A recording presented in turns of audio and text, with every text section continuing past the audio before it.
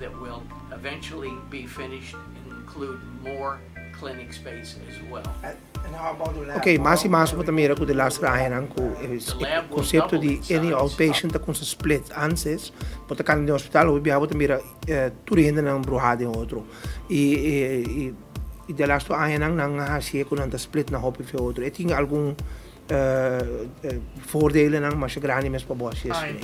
We free up space within the existing footprint of the hospital to provide more space. Nosso hospital, ora nosso kunsa traha e disegno di G, non si tiene conta con sei.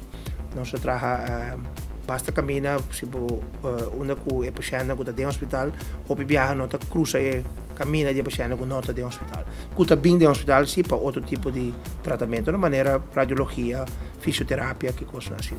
Però poteva e paciente policlínica, con o viaja antes, stava forma parte integrale del nostro hospital. Aqui tem sistema novo, nós temos edifício não PCI especial PCI medical office building e policlínica não onde nós temos nos pacientes de policlínica de outpatient service para dizer não tem outpatient service. We have a new emergency department. We are going from approximately 12 treatment rooms to 17. Isso é bem importante para o well-being do paciente. E para nós mesmos como empregado também temos mais seguro, você aqui que estamos quem está paciente na policlínica, mas também temos melhor vista riba quem está paciente que está de hospital e quem está paciente de também como paciente de policlínica, outpatient service.